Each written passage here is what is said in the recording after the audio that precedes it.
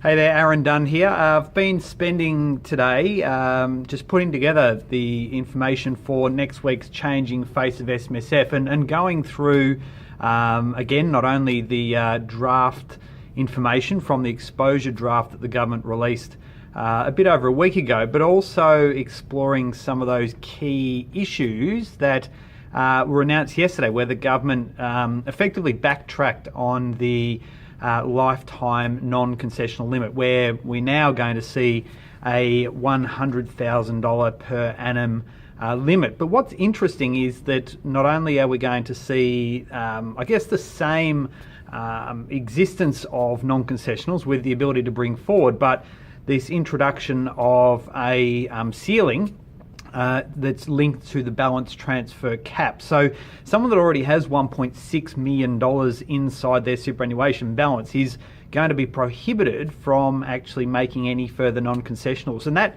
in itself raises a range of questions, because the first one is well, at what point are we then looking to determine a member's account balance? It would be very difficult to use that exact prior year because, like we know, it can take a significant amount of time to determine that $1.6 million balance. Market valuations, again, will become very important, in particular where there's not an asset that is readily identifiable, like we see with the stock exchange and unit trusts and that sort of, unlisted trusts and the like, that we can get ready-made prices around.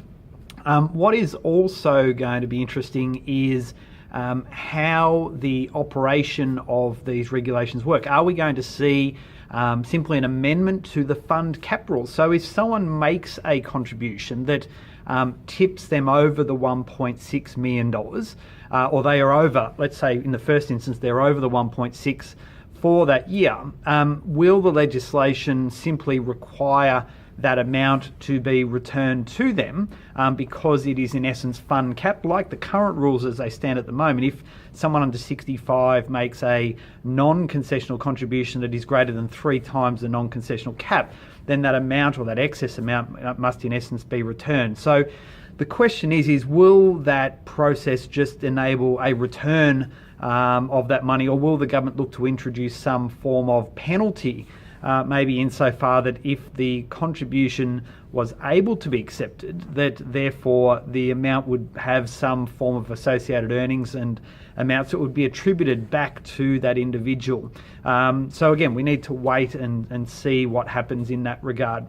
The other interesting areas is, well, what happens if someone isn't,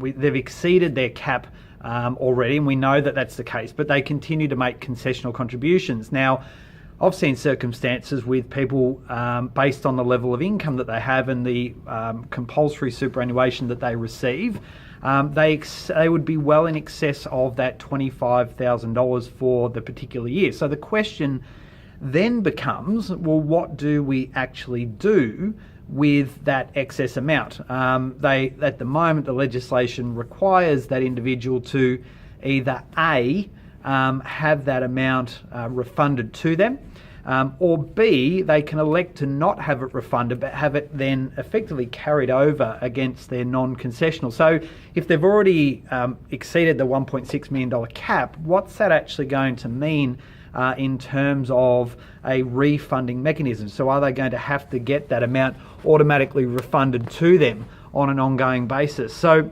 again, we need to see a bit more of the detail around that. But what this clearly demonstrates with these changes taking effect from 1 July 2017 is that we do have an opportunity in the current year for individuals to capitalise on the existing legislation. So individuals can make $180,000 or potentially bring forward, where they're eligible, the $540,000 cap.